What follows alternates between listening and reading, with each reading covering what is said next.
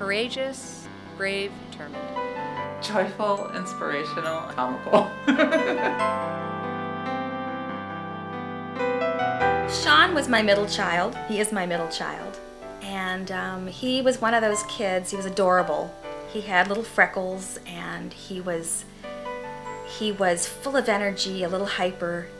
Bigger than life in terms of, you know, just where he wanted to be and how he saw himself. Creating and inventing, and he was artistic. He was an actor who was in plays. He was a lot of things. He played a lot of sports. He played tackle football, baseball, basketball.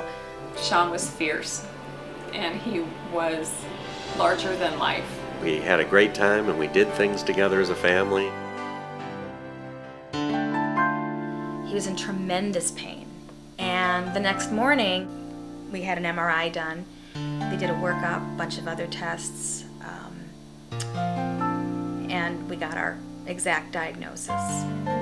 We did find out that it was some sort of cancer. His sarcoma was Ewing's, and we started off actually with a basic treatment, and he went through a year of that. Sarcomas are usually referred to as kind of like a small round blue cell tumor. Depending on where they are, Ewing's is usually found like in connective tissues or in the soft tissues.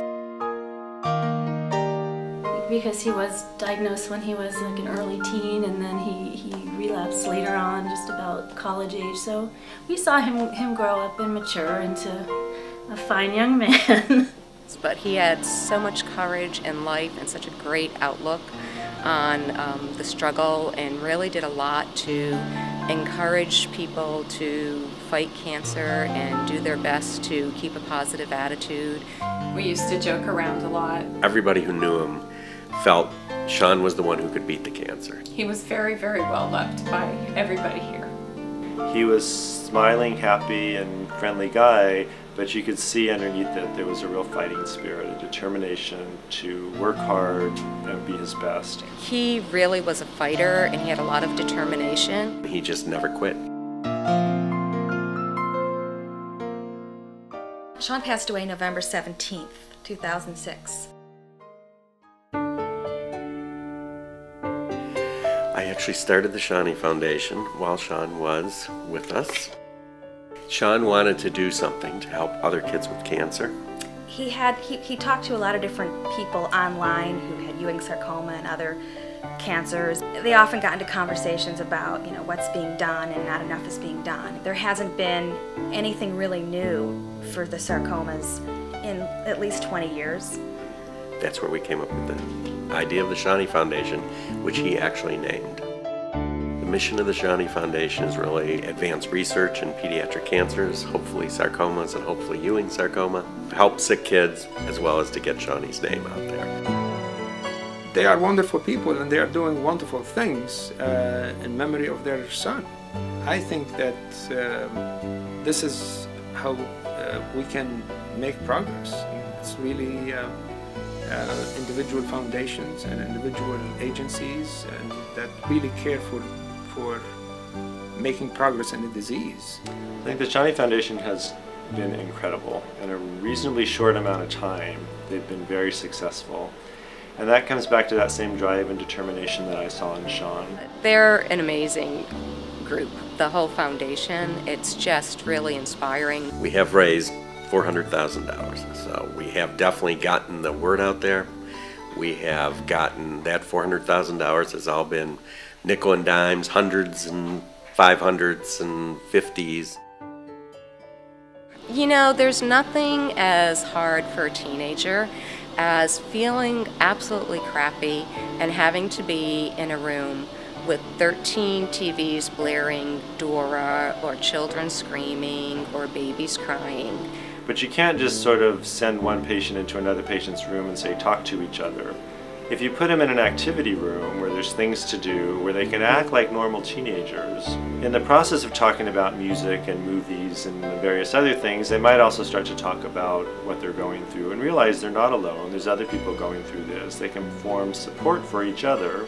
There was just nowhere to go, and we definitely wanted to do a teen room, a place for the teens to go and hang out at Rady Children's Hospital while they were in treatment, because that's something that was really sorely missed. And if they have their own designated place, which the Seany Room will be, I think it's going to do just so much good in terms of helping them feel like they're listened to, they're cared for, and they've got a little bit of an escape.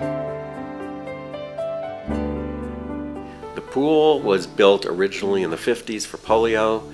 It has been out of commission for 10-15 years. It sprang a leak, and it's something that we felt strongly could help not only the cancer kids but other kids with rehabilitation, because Sean went through a lot of rehabilitation. Pool therapy is always beneficial to anyone. It's less stress to the joints, and it's comforting and soothing and relaxing, and it also allows you to build up your strength in a very gentle manner. So that's going to be a big mission of ours. It's a big number. We have to raise $500,000 for it, but boy, it's going to be just great. With childhood cancer, we have made major progress in the past 20, 30, 40 years. But now we've kind of hit a plateau. Okay, doing what we're currently doing, we're really not making that much better. So that's where it becomes important to study the disease and possible treatments and try to come up with novel and innovative approaches to this disease and to other types of cancer. Ewing sarcoma, for instance, or other diseases, we are not anywhere close. So there's a lot more progress to be made in other cancer. And this is where training and new blood and using state-of-the-art techniques and cutting-edge techniques will be very important. We have now made the contacts that we need to make with the university, UCSD, Moore's Cancer Center, Rady's Children's Hospital, so that we can start doing our research projects. We've moved from our endowed research into doing some fellowships. The fellowship funds will help train future individuals who are interested in cancer. The more people that go into the field, the better the chance of people going into research and finding cures and being able to reach out and help patients who are affected by pediatric oncology. Not only for kids battling now, but in fact, it's probably going to help the kids that are diagnosed 5 years from now. You asked me, what can other people do?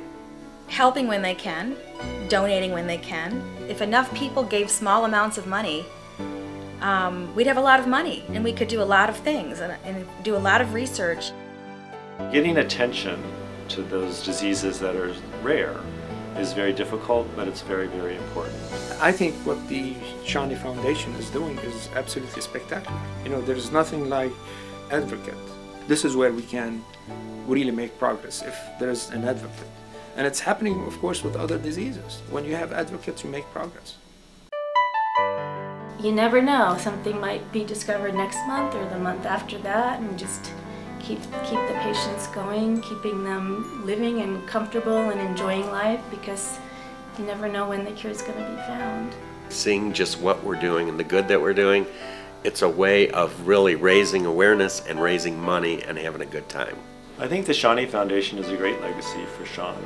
I think it's a successful organization that's moving forward in a very positive way. His legacy is, you realize how very much he wanted to beat this. All of us have the opportunity to try to make that happen. It boils down to hope. Sean was one person, one boy, one inspiration. I think his legacy just has to be, it's time to find a cure for these horrible cancers. Something needs to be done.